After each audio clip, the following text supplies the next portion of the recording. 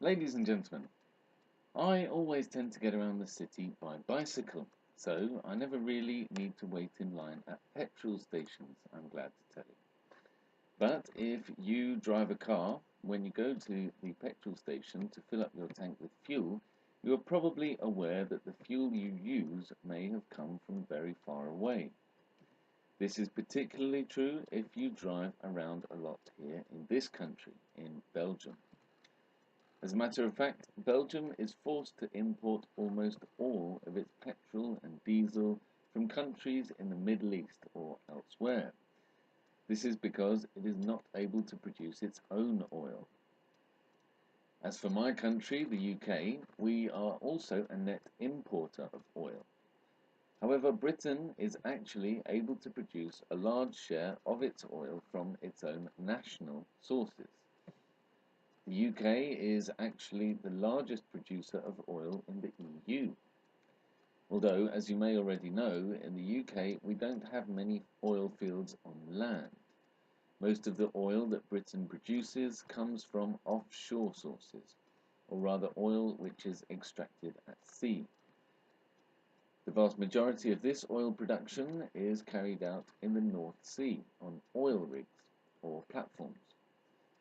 Recently, I did a bit of reading about how oil rigs work, and today I would like to tell you a little bit about what I found out. The oil rigs in the North Sea are impressive feats of engineering. They are huge structures, and each one is a marvel of science and construction.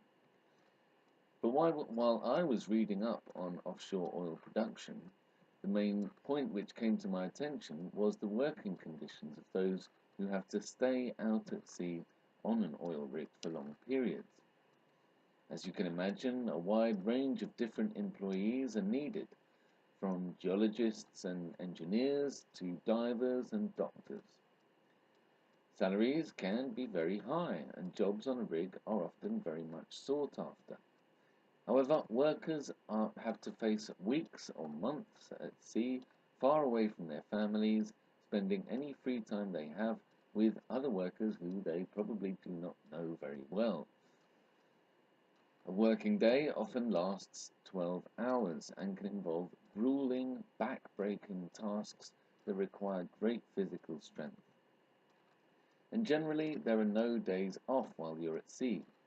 Workers have to toil away 7 days a week. However, oil companies do make great efforts to do what they can to make life easier for their workers by providing top-of-the-range recreational and leisure facilities, for example.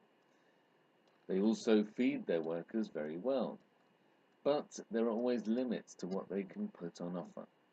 No alcohol is allowed on oil rigs, for example, because of the strict regulations that must be enforced. What's more, space is always at a premium, and workers often have to live in very cramped conditions. Life on a rig can also be very dangerous.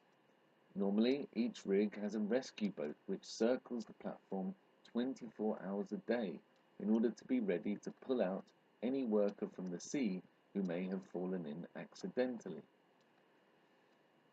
But how are these huge rigs built?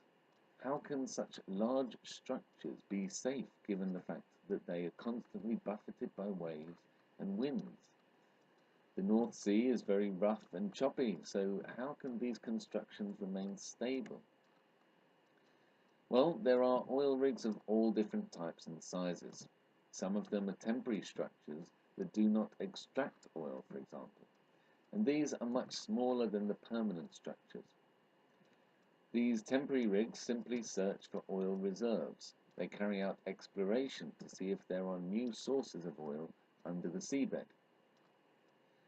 Given that these rigs are rather small, they simply float on the surface. This means that they can be easily moved from one area of the sea to another by being towed along by boats. There are also some permanent oil rigs that float as well, though. This kind of structure is often used when the sea is very deep, making it too difficult to support the rig on legs or pillars. However, floating oil rigs are normally attached to the seabed with very strong cables. in order to prevent the structure from floating away. Other oil rigs are held high above the surface of the water by metal legs or pillars. This type of rig is built on land and then towed out to sea by boat. When it reaches its destination, a complex operation takes place in order for the rig to be set up correctly. The huge legs are dropped down into the sea and the rig is raised up into position above the surface of the water. I watched a few videos on the internet to see how this is done, and I can tell you that it is quite a spectacle. This last type of rig, which stands on metal legs, is very common and can be seen in many different parts of the world. However, there are some oil rigs which are so huge that they cannot be supported by metal legs. Rigs that are this big must stand on concrete legs in order to allow them to endure the strong waves and harsh conditions. There is one rig of this type in the North Sea which is particularly impressive. It stands at an overall height of 472 meters and is the largest construction ever to be moved by mankind. It weighs 684,000 tons in total and has broken a number of world records. Ladies and gentlemen, I would love to tell you more about what I discovered when reading about oil rigs. I haven't had time here today to speak to you about how the oil is actually extracted, for example. And we could also discuss the dangers and drawbacks of drilling for oil at sea. I would love to tell you about the details of the oil spill which took place in the Gulf of Mexico in 2010, for example. But sadly, we will have to leave these topics for another day.